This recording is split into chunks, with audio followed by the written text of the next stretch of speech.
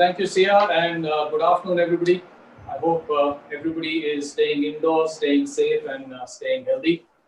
It's not the best of times, but yes, we all hope that as golfers, this time shall pass very soon, and we'll be back to what we're doing, what we love doing, which is getting to the golf course, playing, practicing, and improving our skills.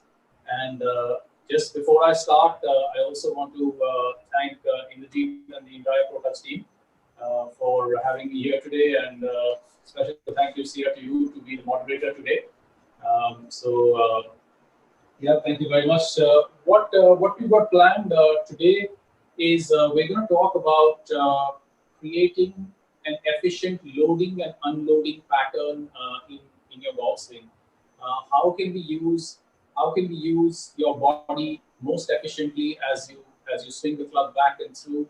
Uh, there are a few drills I will take you over. These are drills that you can do at home. You actually don't need to be at a driving range, at an academy, at a golf course to do it. You can simply do these at home. You can do them with a club. You can do them without a club. And which brings me to the point, that when I was much younger, I was growing up. David Ledbetter was one of the top coaches in the world, and he was famous for mentoring and training Nick Faldo and Nick Price, two people who actually became number one players in the world, and they won multiple major championships. Um, and there was a certain way of training where I remember that David Ledbetter, with both these players, both Nick Price and Nick Faldo, he actually made them hit balls into a net. And well, at that time, I actually didn't understand why if one of the best players in the world had access to a driving range, a golf course, and he could hit balls and see what's happening to the shot, why would somebody want to make you hit into a net where you hit a ball and the ball just drops 8 feet, 10 feet ahead of you? And now I'm older, wiser, and I do understand why that was. And that's because when you want to make a change, when you want to make a change in your swing, in the way your body moves, in a certain movement pattern that you want to make a change, you've got to have a lot of internal awareness. You've got to have internal awareness to know what my body was doing, what I wanted to do, and is it doing what I wanted to do or not? And inevitably, when we're actually hitting shots and there's a target there and we want to see where the ball's gone with respect to the target, inevitably our focus goes away from what we need to do, which is internal, what my body needs to do, and it goes to an external focus, which is where's the ball going? Is the ball going to my target? Is it going left, right? Am I hitting it too high, too low? It just goes to an external focus, and that's not the best thing to do when you're learning something. When you want to learn something, you don't want to look at the result, because if you're changing something, if you're making a change, the first thing you can be guaranteed of is it's not going to feel comfortable, and the ball's not going to go on target. So might as well not look at that, and that's why uh, the best advice would be to not see the ball flight. If you have a net to hit into, it's best to do that. And the next thing to do is take feedback. How can you take feedback? You can actually do. Every phone has a camera, and video can be taken. Take a video. Ask somebody to take your video. See, are you doing the right thing or not? Ask a friend to stand in front of you and tell you, am I doing this? Am I not doing this? And that's feedback for you. And that tells you what you're feeling and what you're actually doing can be different. We'd like it to be the same, but it can be different. And in a lot of cases, it is different. So, one, focus internally, which is what I'm doing rather than externally, on what the ball is going to do. And two, have feedback, whether by video or by looking at your shadow or by a friend telling you what's happening. Um, Keep your focus internal. That's how you make your best changes. And how does that apply to where we are today? It does, in a very big manner. It does, and we are indoors. We are not on a golf course right now. And how can we change? How can we use this time to make this change? Here's what we can do. Right now, there is no target for us. Right now, there is no external stimulus there to tell us, oh, where did my ball go? Did I hit the target or not? Right now, everything is internal. And if I can just take you through the stages that a player goes through to make a change. And ideally, this is the best way to do it. This is the most effective way to do it. So let's say, I'm just going to give you an example. Let's say let's say you had a sway like this in your hip, in your backswing, and your teacher, your instructor, was actually asking you to not sway this way, but to turn your hip in the backswing here. Now, the best way to do it is first leave the glove, leave the golf ball, leave the shot away. You don't actually need to do anything there. Hold a pen in your hands, take your setup, and then simply maybe look at a mirror in front, stand in front of a mirror, and simply look at what happens when you do that, and what happens when you do this. So it will give you a feeling internally, and um, it'll give you what it looks like in the mirror in front of you to tell you, okay, this is what it is. That's stage one. Now, once you do that and you get a hang of, okay, this is wrong, and my feeling should be something like this, then pick up a club, hold a club in your hand. You don't need a golf ball yet. Hold a club. I'm indoors, and I can actually hold this club shorter. Well, I don't want to be killing something around here, and I want to hold this shorter. And I can then look at the difference between that versus that. So that's the second stage. The third stage would be I want to take practice swings with this without a ball in the equation. And the first few practice swings that you want to take should be slow, because the slower you do it, the more feedback you have, number one. And second is the easier it is to do it. It's like driving a car. If I'm driving a car and I'm going fast, I really can't turn it anyway. But if I'm going slow, or I'm on a cycle, if I'm on a slow cycle, I can turn it whichever way I want. And that's take your slow practice swings. As you get confident with the movement that you're doing, make your practice swings a little bit faster. And once you get more and more confident of the practice swing that it's the correct movement and I've got a relatively good speed, then put a ball in the equation. Put a ball in the equation, preferably in a net, so that you don't know where the target is. Once you do that, and once you feel, okay, I think my practice swing's okay, my swing on the ball is okay, now can I take the net out of the equation and can I try and aim at a target and see where it goes? And that's how we want to go stage 1, 2, 3, 4, 5 of learning. That's the best effective way of inculcating a change. And let's face it, this time that we've got is the best way to do this indoors. Everybody's indoors. You can hold a pen in your hands. You can stand in front of a mirror. Just feel whatever you want to do in your swing. Just feel that and see how the changes can happen for you. Sir, interrupting you, sorry to interrupt you for a while. Can you just come a bit closer, because some people are facing difficulty? Actually, your voice is a little bit breaking because of the sound issue. Yeah, Yeah, that's fine. I've come closer. Is this any better?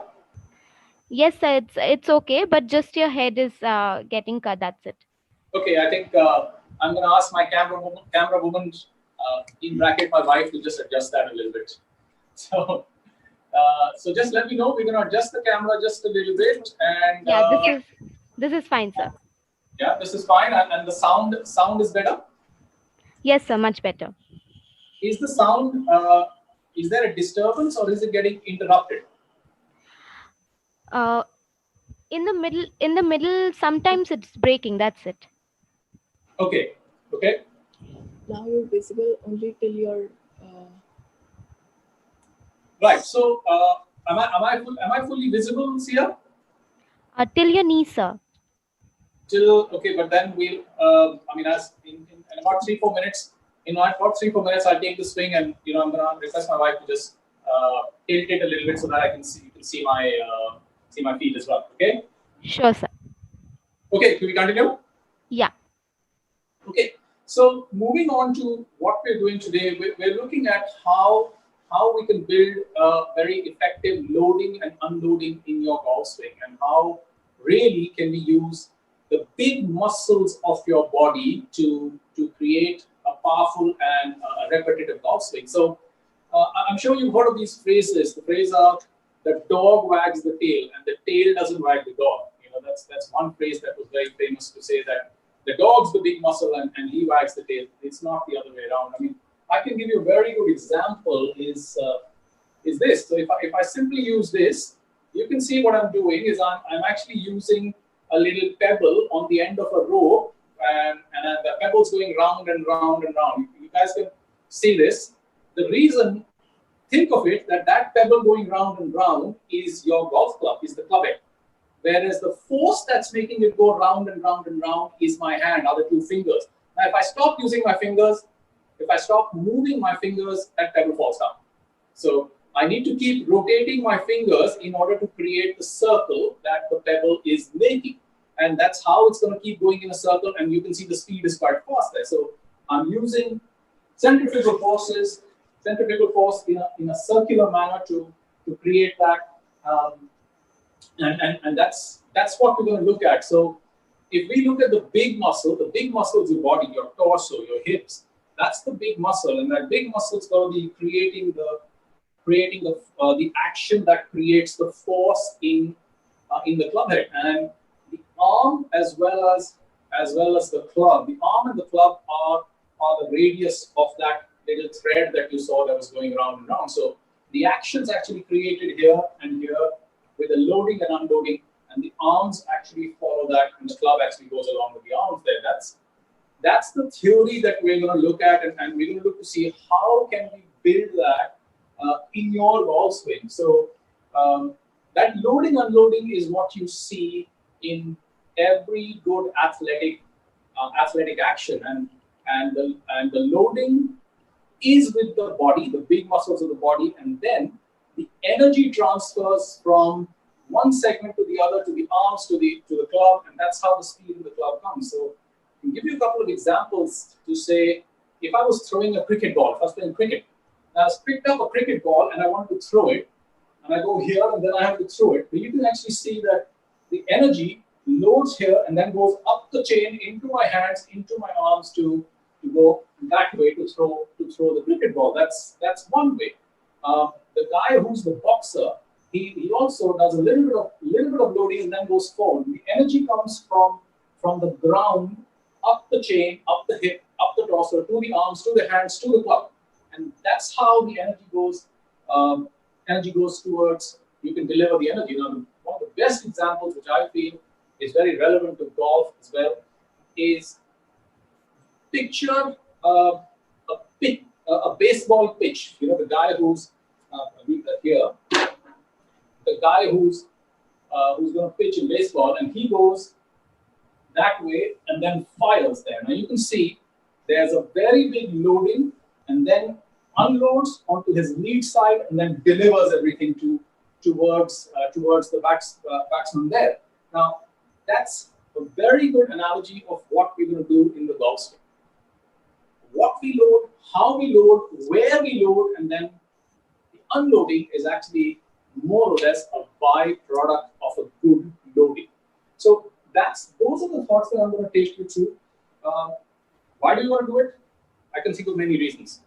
You're using the big muscles of your body.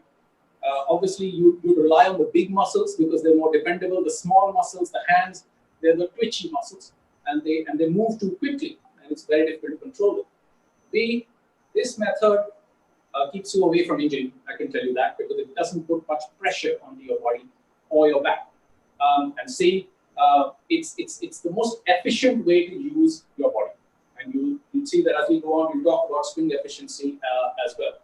So I'm actually going to take you through my 3-4 steps, and there's a drill at every step. Now, before I look at how we load and we unload, I'm going to talk about 2 essential things that we need to do in order to start the loading and unloading process. And those 2 essential things are, firstly, a grip, and secondly, a posture.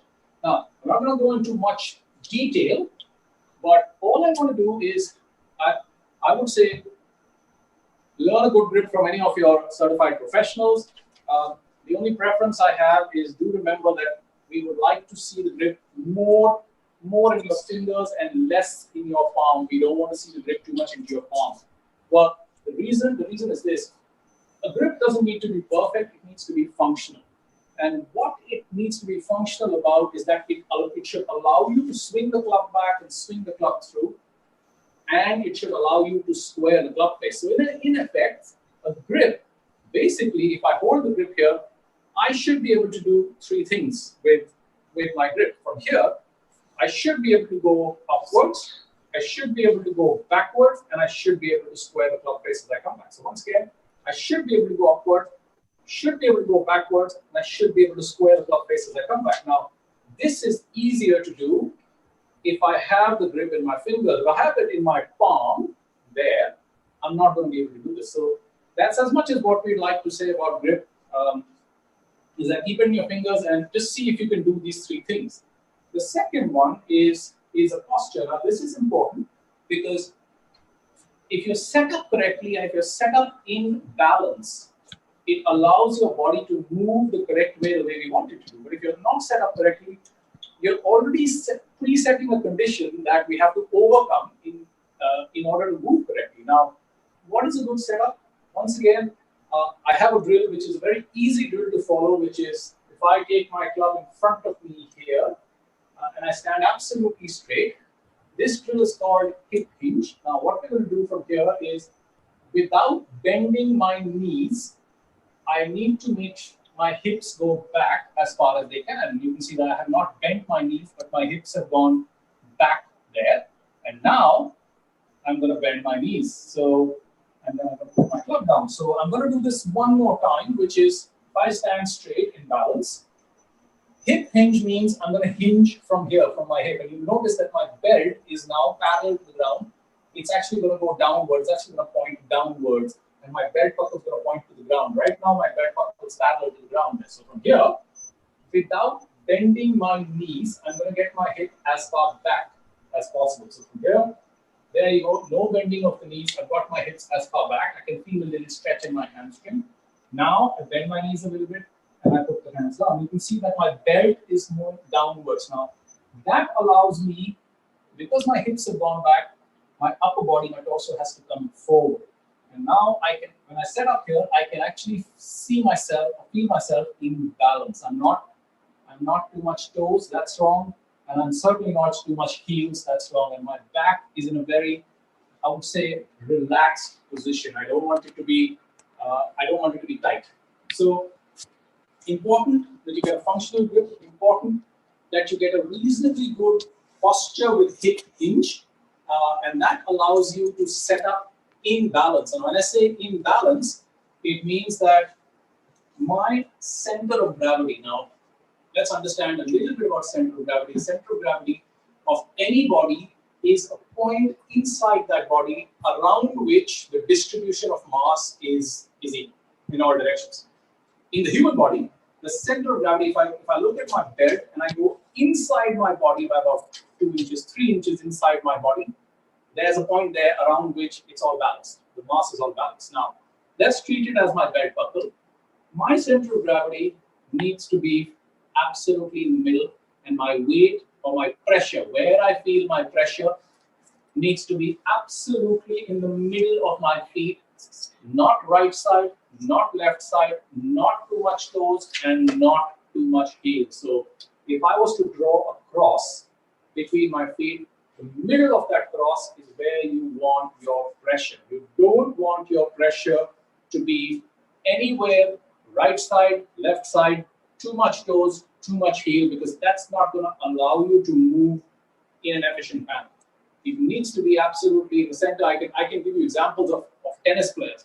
Tennis players are absolutely ready because when they're receiving a serve, the ball can come here, up there, down. It can come anywhere. Similar, goalkeeper who's waiting to take a penalty, you've got to be balanced. Now, if I'm a goalkeeper who's favoring my right leg and that football goes that way, there's no chance. I can never catch that ball.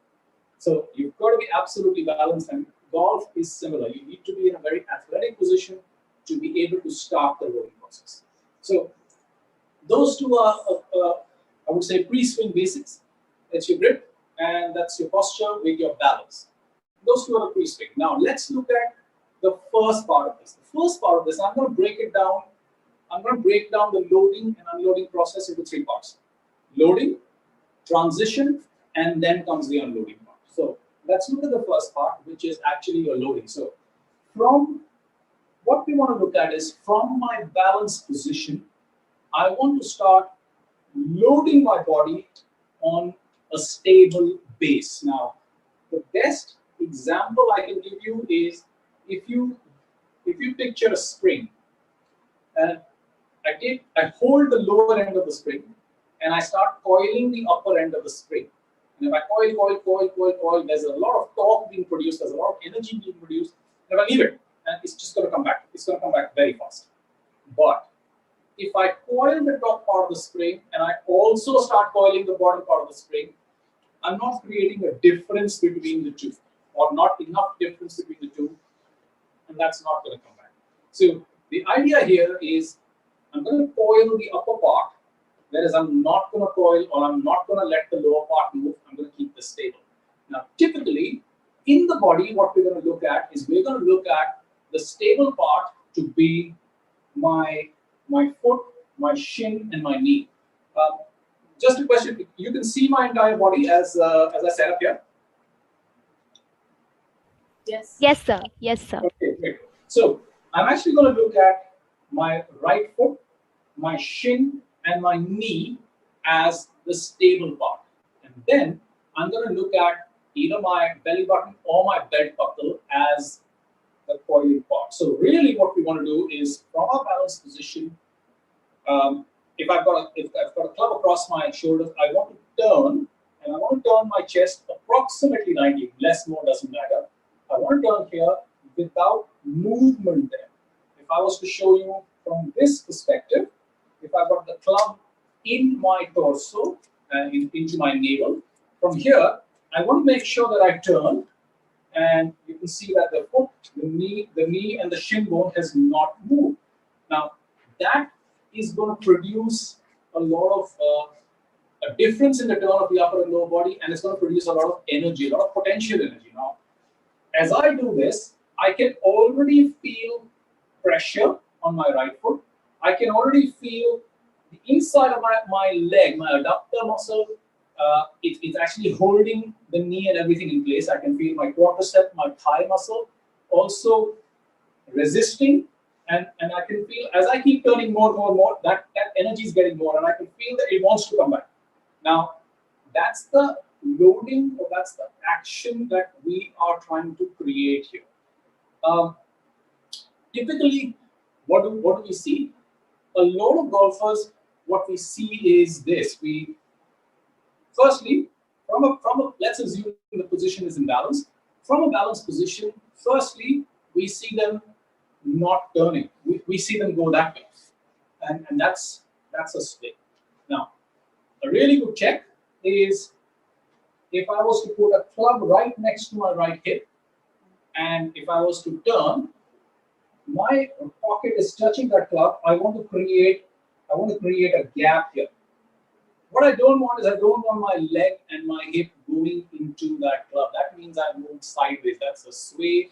It actually means that my centers move too far right, and I haven't really quite. I haven't really turned at all. So there's no energy that I've created, and I can't really come back from that. So I see this as a very common thing that people do, and this needs to happen.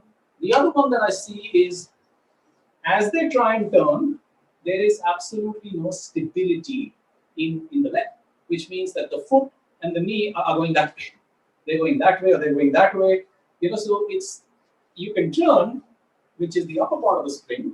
You can turn the upper part, but unless your lower part is going to be stable in the spring, well, you're not going to create the torque. You're not going to create the coiling effort. So whether it's that, or whether it's trying to turn and then the lower part just caves in and it goes that way or goes to the outside, you've got to make sure that the turning comes from the core or the belt buckle or center of gravity, and you've got to make sure the stability comes from the right foot. So there's two thoughts I have here. The first thought I have here is, I'm going to give you a little drill, and this is a really good way of ensuring that you're actually loading well. So what we're going to do is, from a setup position, we're actually going to lift up the left heel. We're going to get the left heel up a little bit, which basically means that now I've got a lot of pressure, a lot of my weight is on my right foot.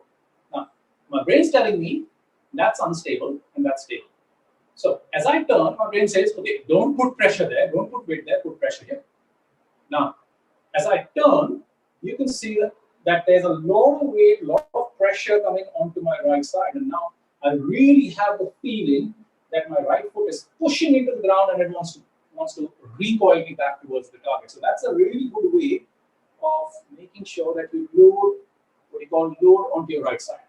But be aware that when you're doing this or when you're trying to load onto your right side, be aware that if my center of pressure is right in the middle. In fact, let me show this to you with a couple of lines here, which is yeah. So my guess is that you can see the blue alignment stick and the red alignment stick. Now, if I start and my center of gravity, my pressure is absolutely in the middle, which is the blue line, as I turn, I want to make sure that my center of gravity or my pressure stays up to the red line. There is absolutely no way that you can go there. And that means that my pressure or my center of gravity has moved too far to my right side, and this is going to make it actually going to make it very tough for me to get back on my left side at impact.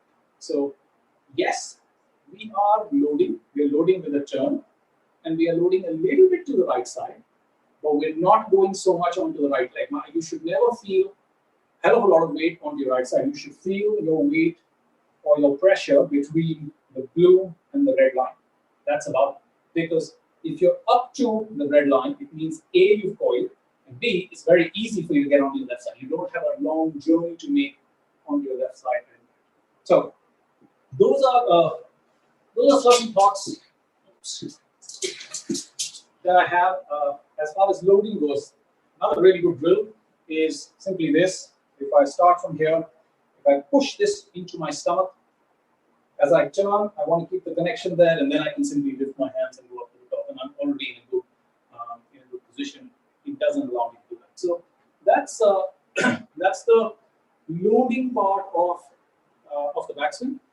Now we can move on to the second thing, which is the transition part. And we're going to go on to transition. And transition really is the change of direction from going towards the target, away from the target, and from a backswing to a downswing perspective. And the first thing, sorry, the first thing that we've got to be careful here is we've got to understand that transition or the club starting down actually starts before the backswing is complete. Sorry, I'll rephrase that. We've got to be aware that the body starting down actually starts before the club finishes its journey there. So, in effect, what we are actually doing is, by the time the club is reaching there, the body is already starting here. The club is traveling that way, and the body is already starting towards the target. In every good golf swing, that happens. It's a two-dimensional move. The club going that way, the body going that way. Now, which part of the body going that way? It's the lower. It's the lower left side. It's whether you want to call it the left knee, whether you want to call it the left hip, left leg, whatever you want to call it. The left side of the body starts a pulling action on towards the target to start the downswing. Typically, what we see in the really good ball strikers, the best players, the powerful players, we see that by the time the left arm is parallel, their body is fully turned. That means their weight has already, their center of pressure has already shifted to the right side. They've completed their turn. From here, as the club goes up, the body is going down. The body is going towards the target. So the last part of the backswing is where the club and the hands are going up, and the hips are already starting down towards target. Now, how that happens, where the shift happens, where it goes, let's discuss that a little bit now. Let's take a position where we are here, we are turned 45 degrees, 90 degrees approximately, clubs here. By the time it finishes, the left leg and the left hip are already starting their journey down towards the target. And what that does is that pulls the core, pulls the torso, pulls the arms, pulls the hands, and that's how you actually get that lag coming in. So if I show that to you, in a dynamic motion, it's like this. You can see how the lag comes in because I actually started the impulse here. So I'll show it to you one or two more times. So While the club is going there, I start my hip, I start my lower body. Once again, and you can see that, pulls this, pulls the club. And that's how the lag comes. And that's the famous word you heard. A lot of good players lag the club, and that's how they produce a lot of speed and a lot of power. Now, how does the hip move forward? Where does it move forward? And what happens to the center of pressure? So, from my backswing position, let's look at my left hip. My left hip starts to come back towards the 0 point. 0 point is where the belt buckle is aiming back towards the ball, and it starts also coming onto my left side. Now, there are two important positions to note here for the better players. Maybe if there's some coaches around, there are two important positions to notice here. The first is every good player goes from there, and by the time the left arm comes again, which is parallel to the ground, they've already shifted their maximum pressure onto the left side. That means that from here to here, the pressure is already on the left side. You're not going to go any much more further. From there, all they're doing is they're turning out of the way. So remember that from the top of the backswing, as soon as the club or the left arm is parallel to the ground on the downswing, the hip and the pressure are on the left side. You're not going to move more on the left side. You're actually going to rotate out of the way from it. You've probably seen a lot of common issues with players not transferring the weight and just staying on their right side. This player is not transferred the weight. The hip has not initiated the weight transfer onto the lead leg or the left leg for a right-handed golfer. So that is one. The other is there is in the downswing, there are two sequences that we need to talk about. One is the downswing sequence, how each element of the body starts, and that's how you produce speed, that's how you produce energy. It's also called the kinematic sequence in biomechanics. The other is the peak speed sequence as to how every element of your body reaches a peak speed and then delivers the speed to the ball. So let's look at the first one. The first one is what is the sequence? The sequence is quite simple. From the top, the lower body is first, or the hips are first. The upper body is second. The arms and the hands are third, and the club is fourth. So it's 1, 2, 3, 4. That's how you start the downswing transition down into the golf ball. That's one. What is the peak speed? Now, what does peak speed means? What it means is that when I go to the top, my hips start down.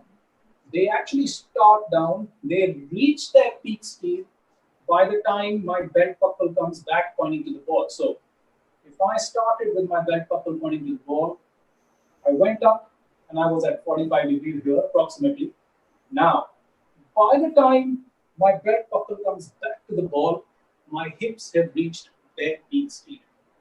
From here, they will decelerate.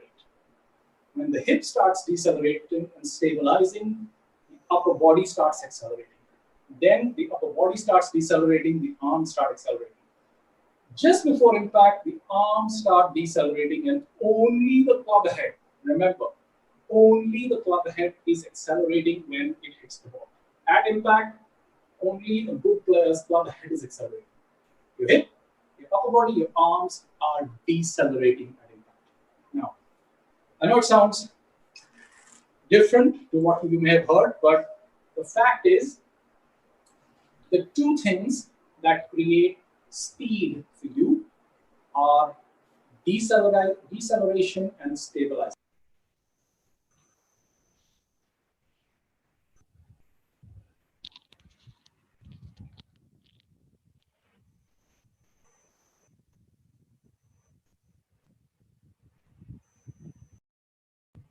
It is not your ability to accelerate that dictates how much speed you can generate. It's the ability to decelerate and stabilize that dictates how much speed you can generate. So the hips stabilize or decelerate first, and that is typically when the hips come back. They come back to where they started. My belt buckle's pointing at the ball.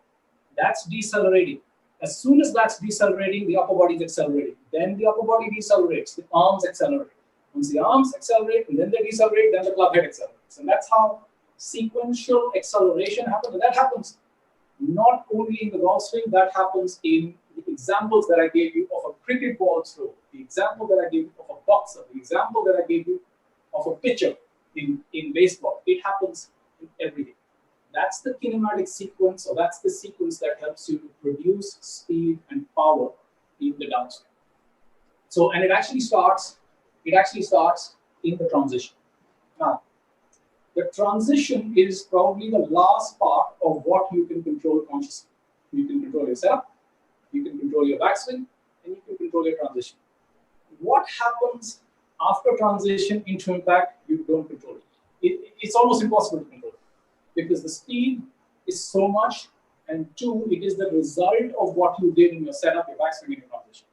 So, as golfers, what I'll ask everybody to do is look at how can we best control these three things: setup, backswing, transition. Those are the three things. Now, moving on to the impact. Now, impact is obviously a result of all this. We can talk a little bit about it to say what happens. Well, as you already know, that as I transition, my center of gravity is moving to my, or my center of pressure is moving to my left leg. It's already moved here by the time I'm halfway down or left arm is parallel. From here, all I got to do is get the left leg and left hip out of the way.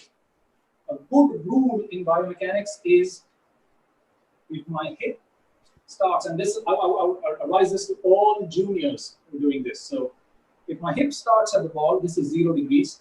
If I turn fully and my hip is 45 degrees here, by the time my club comes to impact, I should be at least 45, if not more than 45. The rule says that whatever you turn here, you should be more turned to that side by the time the club hits.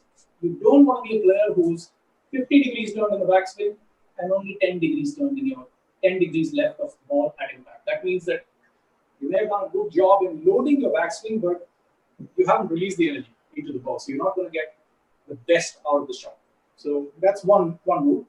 The other one, I can talk about is as you come into impact, your left leg and your left hip is working hard to get out of the way.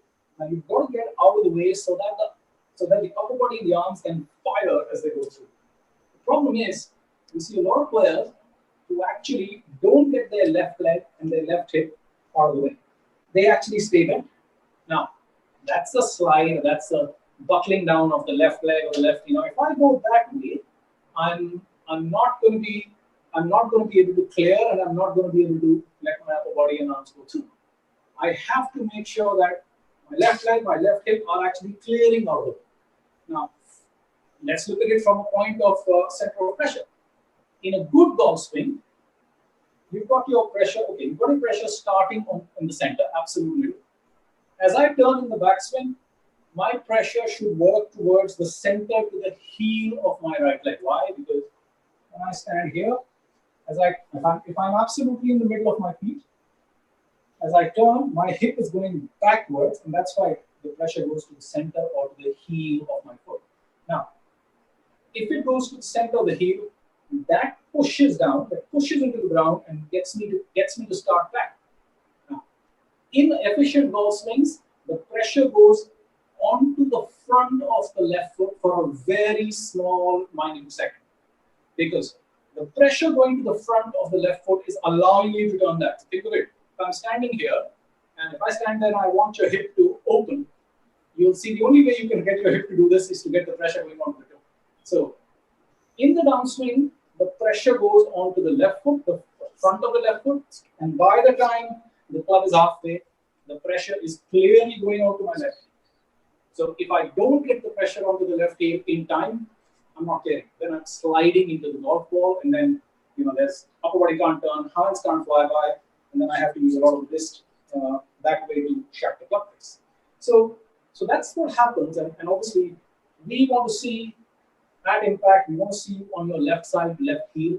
We want to see the belt buckle open, we want to see the chest open, we want to see the eyes as much parallel as possible, and then everything just follows that. So that's the setup, the loading, transition, and unloading. The last part of what I want to quickly touch over is, once we've done what the body needs to do, what do the arms do? Well, as we said, the dog wags the tail.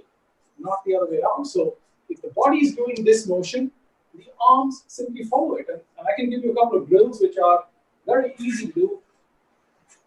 If I simply take a little ball in between my forearms, that ball and my chest, the button of my shirt, that ball and the button of my shirt should stay connected as I go back, connected as I come down, connected as I go through. So the hands, in effect, the hands will always stay in front of my body. So if you've got the body loading and unloading done correctly, you want the hands to simply follow that. Obviously, from this perspective, if I go here, then that's obviously not in front of my body. So you want to make sure that A, for positioning, and B, for synchronization and timing purposes, the hands and in effect the club is in front of your torso mostly through the whole swing. So that's basically the role of the hands and arms.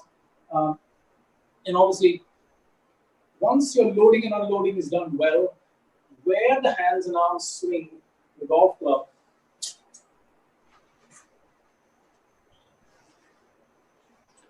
where the hands and arms, sorry. So if I go here, if the hands and arms swing the golf club this way, I'm going to be a draw player. The hands and arms swing the golf club that way, and exit more here, I'm going to be a fade player. So the loading unloading is fairly similar to both of the body, but the hands and arms allow you to get the club in synchronization and then do what you want to do with the club, whether it's a draw swing or a fade swing or whatever you want to do.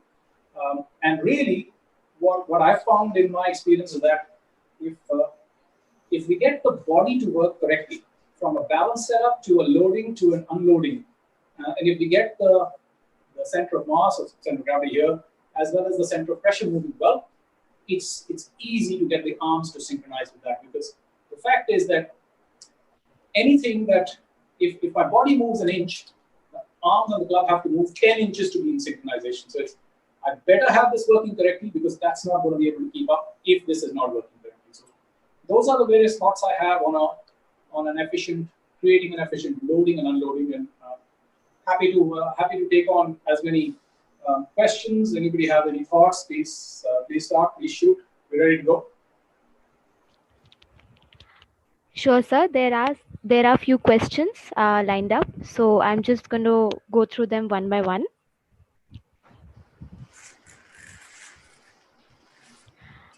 So the first question: how to load in mid irons with steel shaft? Sorry, how to load in a mid iron with steel shaft? Yeah. Well, your loading and unloading is not going to change. We're talking about the body loading and the body unloading. And then the loading and unloading is not going to change if you're using a graphite shaft or a steel shaft. So the shaft won't make a difference. What you might, or what players might feel, is that the loading that you have with your pitching wedge may be slightly lesser than the loading that you have with your driver. And the mid iron falls somewhere in the middle, I would say. The driver is the maximum turn or loading, and the maximum unloading through the golf ball. The pitching wedge is the minimum, or sand wedge is the minimum. But the shaft won't make a difference. All right. The next question, sir: how is lag linked with loading? Yeah, good question. So the fact is that if you want to create lag, you've got to have lag is the result of an efficient loading and unloading. So if I don't load well, I'm not going to be able to produce the lag. So, let's look at a good example. A good example is if I turn and I start the unloading with the hip, automatically the lag gets created. But in two things, in my loading, if I go that way, I really am not creating any force, any circular force. If I go that way, it's very difficult for me to lag, because I'm not going to get the desired downswing or the desired unloading pattern part of it. So if your loading and your unloading is correct, the lag is a result of that. If my loading is not correct or my unloading is not correct, then the speed I'm going to create is using my hands and arms, and that's not going to create much of a lag. All right. So next question: would we be able to hit long even if we take a half back swing? You'll be surprised. Absolutely correct. You will be able to. In fact, one of the most common drills that I give a lot of my students is this. It's called half back full throw, and try this. This is brilliant to create lag to create the correct sequencing, to create the correct deceleration patterns as well. So here's the drill. Ask yourself, take a 7-iron, ask yourself that there's a ball and you want to hit it as far as possible, but tell yourself that you cannot swing more than halfway back. Your backswing, your hands can't go more than this. So a player's going to wonder, okay, you want me to hit the ball far, but you're not allowing me to go here. You're saying go till here, only half a backswing, but swing it there. So as an instructor, I would say, okay, I'm not allowing you to go more than this, but I'm not stopping you to do anything on this side. You can do as much on this side as possible. So it would look like this. You would want to produce as much speed with going half back, full through, which is from here you would go half back, full through. So you can see that I only went till here, but I'm going to produce a lot of speed going that way. And that, because we're working with downswing and through, it's going to improve your downswing sequence, your deceleration pattern, and you'll be amazed how far you hit the ball with this. You'll be amazed that you probably hit it 90-95% of your distance with a backswing that's a half backswing. All right. So next question: how to hit check or spin shot with longer backswing and shorter finish? Sorry, I couldn't hear that, Sia. Can you come again, please? Yeah. How to hit check or spin shot with longer backswing and shorter finish? Oh, okay. So basically, as I understand, how to spin the ball on the green and make it stop with a longer backswing and shorter finish. Shorter finish. Yeah. So let's look at this. The ball stops on the green. It has nothing to do with longer backswing or shorter finish. It has absolutely nothing to do with that. The ball stops on the green. You need to have a good strike on the golf ball. B, your spin rate on the ball needs to be really, really high. The higher the spin rate, the ball's going to stop faster. Now, the factors, and in order to stop the ball faster, you're going to look at the factors that affect the spin rate. So what are the factors? The factors are A, the loft of the club. So obviously, the more the loft of the club, the more the spin rate.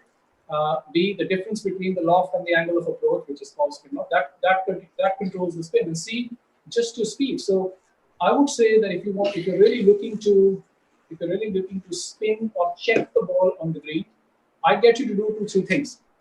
First, I'm going to ask you to make sure that you actually have good contact with the golf ball. When you have good contact with the golf ball, remember that you have your weight on your left side, your hands are leading, and the club head is slightly behind. There's a little bit of shaft lean. That's how you're going to get good contact with the golf ball using a sandbag or a loft edge. 1.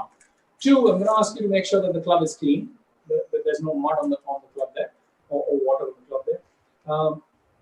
3, I'm going to ask you to use a good golf ball and a receptive green. And if you can do these 3-4 things, if your contact is good enough, you'll be surprised at the amount of spin you can get, and the ball will stop quite fast.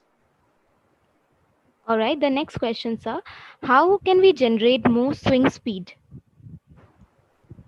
Well, I know everybody wants to hit the ball far, but here's a little drill, and you can do this.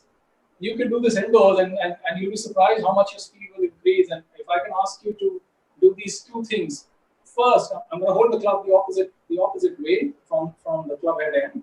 First is I want you to take a backswing and make sure that you turn at least 45 degrees with your head. Make sure that you turn. Make sure it's not a sideways.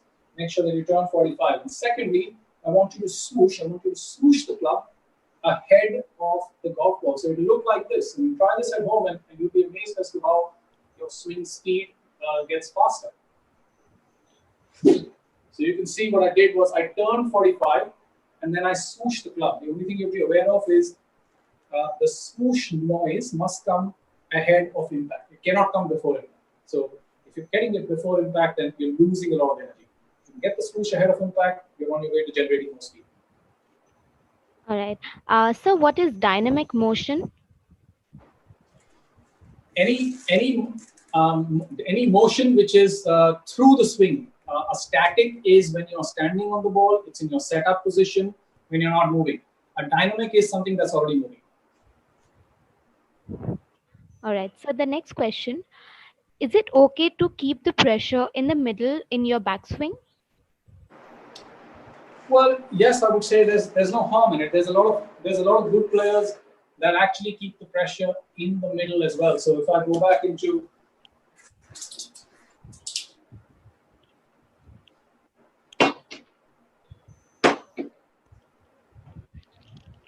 So, so that blue line is where the middle of my feet is, and the red line is a little bit to the right side. So ideally, we want to start at the blue line, and when we turn, we want to be between the blue and the red line. But if you want to start at the blue line and if you want to stay at the blue line, that's absolutely fine. What the only two things that I would recommend is A, if your center of pressure goes outside of the red line and this goes too far into your right foot and the outside of the right foot, that's not good because you're just swaying off the ball. Or B, if your center of pressure actually goes towards your left side or left of the blue line, that's now getting into a reverse pivot. But if you want to keep it, if you start it in the center and if you want to keep it in the center, that's fine, no problem. Okay, sir, moving on to the next question. How important it is to control early lifting of trail foot? Early lifting of trail foot, right? Yeah. Yeah, so a good question. I see this in a lot of players, young players specifically, who want to create a lot of speed. If you can see my trail foot, my right foot, ideally, as I go to the top of the backswing, the motion is coming from here, and this is a pulling motion. Remember, the left leg, the left hip is actually pulling me going forward, which actually now in a good swing gets the right foot to do this. You can see the right foot is coming on the inside, it pulls, and then it starts lifting this way. I actually see a lot of good players who want to produce speed by going that way. You can see how that right foot is going up. It's coming up too early and it's coming up this way rather than this way. This is the correct way, that's the wrong way. And the reason for that is that this player does not have enough pulling action in the left hip going forward and then opening up. This player is trying to have a little bit of a pushing action from the right side where the right hip is coming too far up. It's higher than the left. You can see that that's not a good side bend. In the correct motion, that's the good. The right hip has to go lower and then it comes up later. So this player needs to work more on the left hip and the left leg, starting the downswing, getting onto the left side and then getting onto the left hip. All right, sir, a parent has a question. My daughter is 14 years old and has a tendency of jumping at impact. So is it okay or is she losing some distance? So, I mean, most players I see, youngsters, teenagers, they do jump, and jump jump is a way of producing speed. Kids jump to produce speed. So if I can show that to you. In every good swing, we go to the top, we come down at the start of the downswing, and then we come up. But in the youngsters, because their lower bodies are not as strong, their legs, their hips, their hamstrings, their glutes are not as strong. What they do is, from here they come down, but instead of rotating from there, they actually come up too much, and that's a lot of coming up. That's a lot of extension that they have. I won't say it's 100% wrong. If it is affecting the contact of your daughter's in your daughter's game, if it's affecting the contact with the ball, then I will get you to stabilize specifically the lead leg, the left leg. I get you to stabilize that a little bit.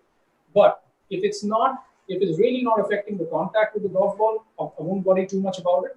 Simply because this is her way of generating speed, and I would definitely want every girl and every guy, a young guy, to learn to generate speed using the ground, because it helps you to hit the ball much further.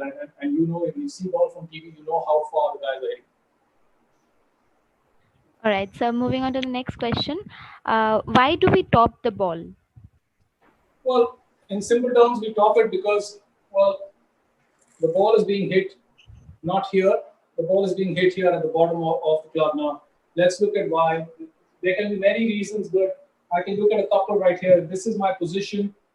When I come into impact, the easiest, one of the most common ways is that I've lost my posture. I've just come out of posture. I've come up too much. And then I'm going to hit the bottom of the club. The second one can be that as I come down, I'm actually bending my arms, which means the radius from my body to the ball, which is the club plus the arms, is getting lesser and lesser. So the radius reduces. Instead of hitting it from the center of the club here, I'm going to hit it off the bottom of the club. So I would say maintain your posture. Try and take a few practice swings where you actually take a divot. Without a ball, take a divot, which means that you have to stay down and hit the turf. If you're topping the ball, you're not hitting the turf at all. So stay down, take a divot, and then try and do it on the ball. All right. So the next question: how does one synchronize hip and upper body rotation? And the same person has asked this question. My hips tend to rotate much faster, leading to open club face at impact, leading to the ball going right. So what should I do? Yeah, so I'm actually going to address the second question first, which is I think the player said that, well, from here my hips go very fast and leading to an open club face. Well, yes, that's going to happen because there is a certain sequencing between 1, 2, 3, and 4. And what happens is if the hip goes fast, the other guys can't catch up. And what that does to the club is if that club falls behind you, the club face is going to come open. If you don't compensate in any way, you're going to hit the ball way right. But a lot of players actually compensate with their hands to do that. Now, the clear thing that if you do this in your golf swing, what you need to actually do is stabilize and decelerate your hip. So do remember that for you, we want that from here, as your hip starts down, by the time your arm is here, we want the belt buckle only up to the golf ball. You're probably in this position. If you look at your video, you're probably in that position. How can you stabilize this? I can give you a little drill, which is I want you to hit shots. Basically, hit shots, stopping the club right here. You can hit it as far as you want, but you can't take it any more than that. So this would be like this. So this is basically a lower body or hip stabilization drill, which goes there. You can see I'm going to stop it here. I'm trying to hit as far as possible. So I can already feel the energy to stop the club coming from there. So it has to stabilize the hips. So that's what I get you to do is hit the ball as far as you can, but don't take the club in the hands more than this, more than let's say 3 feet past your body. That's one. The other question you had, the first one you had before that was how do you develop synchronization, right? Yeah. Well, first thing is a lot of practice. I mean, that's what everybody's working for, and you have to practice it. We've explained what the motion is, what the sequencing is, and how we produce speed and energy, but how to develop it, there are a lot of synchronization drills. Okay, so the easiest one I can tell you here is if you have good rhythm in your golf swing, and if you have good rhythm and good balance in your golf swing, you will develop good synchronization as well. If you feel that there is one segment or 2 segments are out of synchronization in your body, easiest way would be to go and see a professional and tell them what you feel about it. But I would say that on an overall perspective, if you have good rhythm and if you have good balance in your golf swing, the synchronization should be fairly all right. All right, moving on to the next question, sir. During the end of takeaway, if the pressure of feet is towards the right toe, what happens to the downswing? So think of it this way, that when I'm taking my club away, if my weight goes on my toe, if my weight goes that way, the only place my hands and club can go is to the outside. Now, they're going to go that way. There's no way I can come here. There's no way I can be on plane here. I have to go that way because my weight is on my right toe there. Now, the first thing it does is it actually leads to a disconnection of the arms with the body.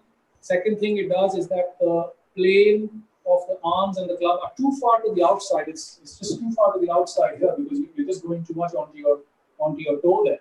Now, from there, on the downswing, if you come down on the same plane, you're going to have an out to in path. And some players I've seen who actually go here and then they reroute it a little bit there, but obviously it's a compensation that you have to make to get the club back to the ball. All right, next question, sir.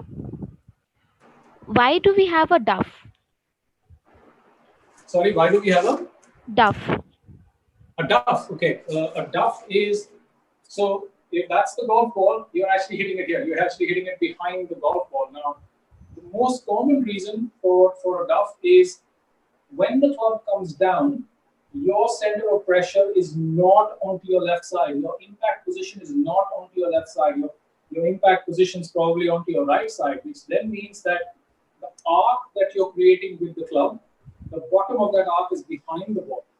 Ideally, I mean, with every iron and with every club that you hit off the turf, off the grass, ideally, your bottom of the arc needs to be ahead of the ball because you want to hit the ball first and you want to take a little bit of turf or a little bit of a divot ahead of the golf ball. And that is achieved by transferring, as you start down, is by transferring your weight onto your left side or your lead side and then turning onto your left side. If you're on your left side, you have every chance that the bottom of the swing is ahead of the ball and you're going to catch the ball first. But if your center of pressure just stays towards the right side there, then your bottom of the arc is behind the ball, you will tough it. All right, next question, sir. Can you please share an effective drill that I can do at home to come on plane in the downswing? I tend to come a bit from inside, which results in a hard draw. Okay, so yeah, we can. So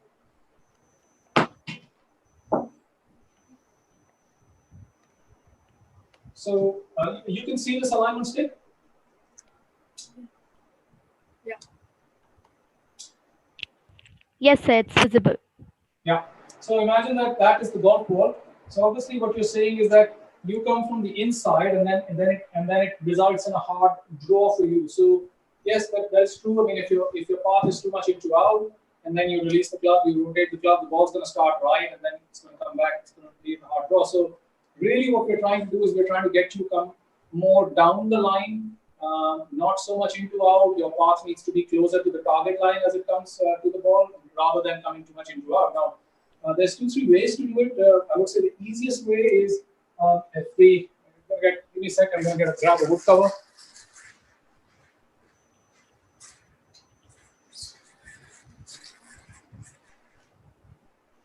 So,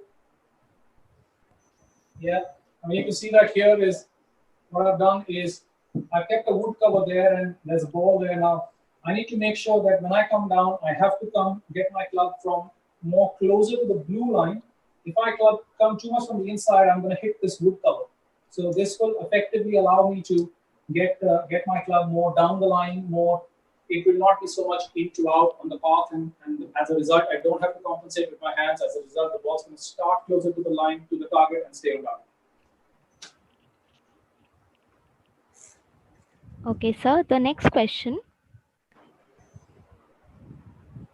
Could there be of any physical muscular limitation resulting in sliding? Oh, absolutely.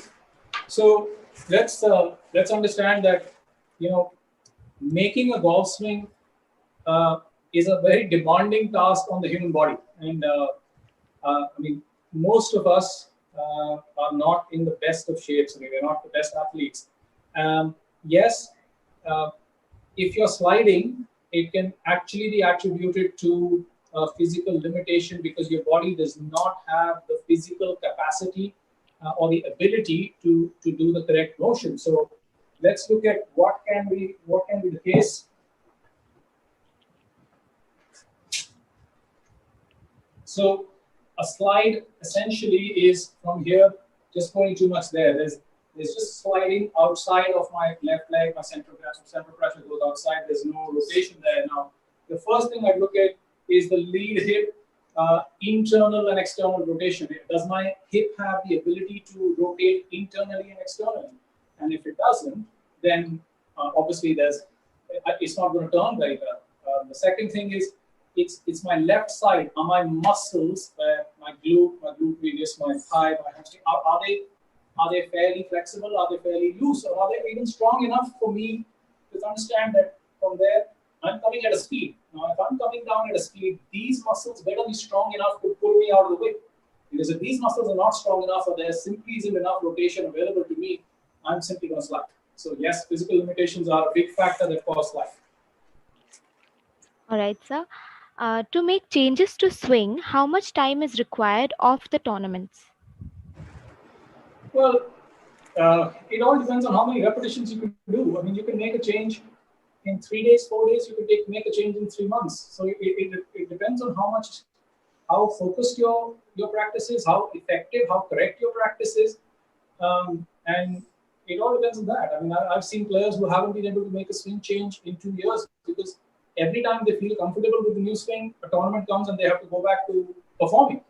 Uh, but I've also seen players who are very aware of what they're doing and their practice is very focused, very concentrated without any external awareness of where the ball's going, and they are able to do it in a week's time. So it's a very subjective thing, I would say. Okay, sir. The next question: how can we correct the wrist position on the top of the backswing? Well, okay, firstly, I would say that there's no correct or wrong disposition at the top of the backswing, but I'm assuming somebody who's asking this question is looking at a position more or less like that, which is the club face and the forearm are on the same line on the same plane. Now, there's two factors that determine the position that you go to the top. One is simply the way you hold your golf club. So, make sure that your grip is correct or more or less where you want it. It's functional. It has the ability to do all those three things, which is 1, 2, 3. It has the ability to do all those three things. And the second is what sort of a movement do you have in the club or the wrist as you go up? I mean, is it a movement like that? If it's a movement like that, I may have a good grip, but I'm going to be totally shut. If it's a movement like that, I may have a good grip, but I'm going to be totally open at the top. So look at firstly the grip that you have, the way you're holding it, and secondly, what is the movement of the club? I mean, I can actually tell you that I can actually give you a very good drill to get a good club face position at the top, which is if you watch me from here, I'm going to take my grip, my neutral grip, whatever works for me. I'm going to take my right hand and put it on my left forearm, and with the support of my right hand, I'm going to take the club up and I'm going to balance it on my left thumb. So you can see that the club is actually balancing on my thumb there. So if I do that, that gives me the pretty good position there. All right, sir. The next question: how do I prevent my left foot from moving out in the downswing? Okay, very specific answer. If your left foot, basically what you're saying is that when you swing, your left foot is moving this way, and the reason your left foot moves that way is from the top of the backswing, your first movement is not on your left side. I mentioned that in all good ball strikers, when they go to the top, by the time the left arm comes parallel to the ground in the downswing, their weight is 100% on their left side. They get their entire weight coming here, and then it's just a matter of turning out of the way. So you are a player who is staying on the right side as the club starts its journey down. As the club starts the journey down, your weight is staying on your center pressure, staying on your right side, and the left foot it can move out that way. Think of it. If I go here, if I get onto my left side, there's no way I can move that. So what you need to do is you need to go and just practice this. You need to go put the pressure onto your left foot and then learn to turn out of it.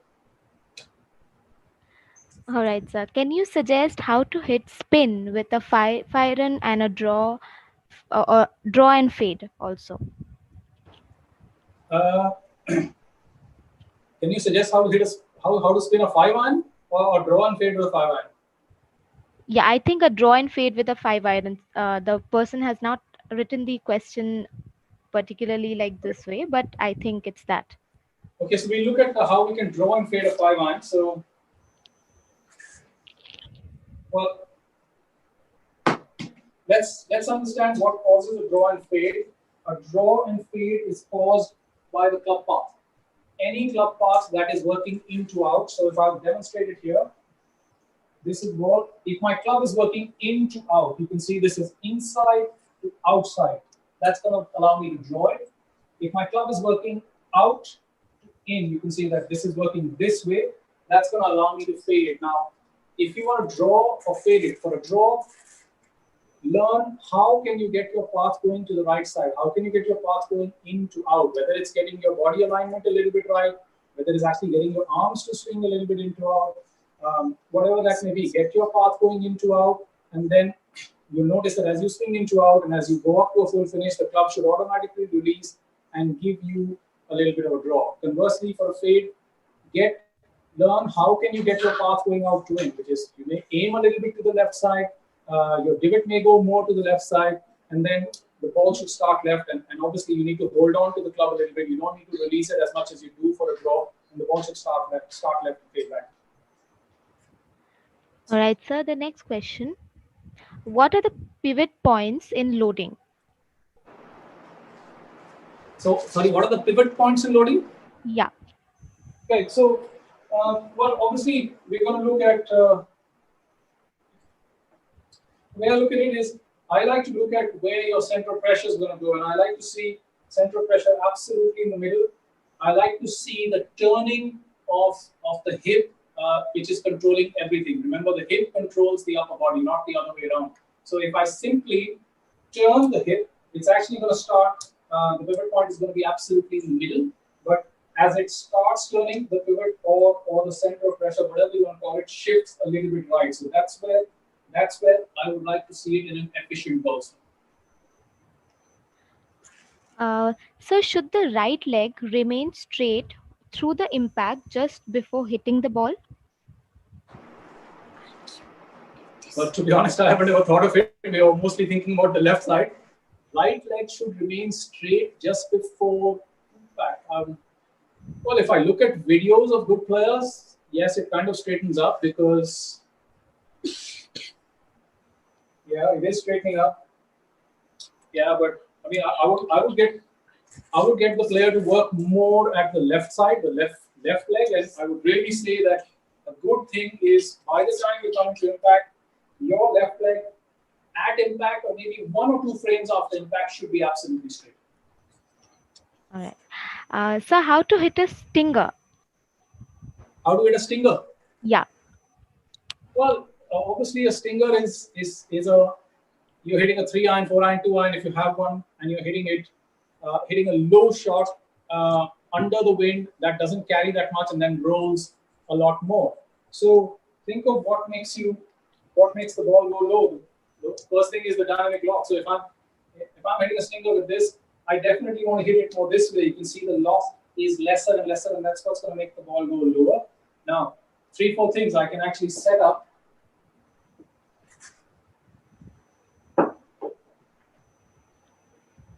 I can actually preset that at my rest position. My hands are ahead, my weight is ahead, and my hips are a little bit open. And then as I get into impact, I want to make sure that I'm on my left side. I'm already clear. I'm already onto my left heel. My hands are ahead. I'm hitting it on the way down, and my dynamic loft is very low. The moment I go here, or the moment I go that way, I'm not going to be able to hit the ball low, or I'm not going to be able to hit that swing. All right, so we have one last question. When I played my last game, I got a huge draw from the driver M1 TaylorMade. So is there a problem with my club or my swing? Small answer, problem in your swing. The club is not likely to produce a wrong shot.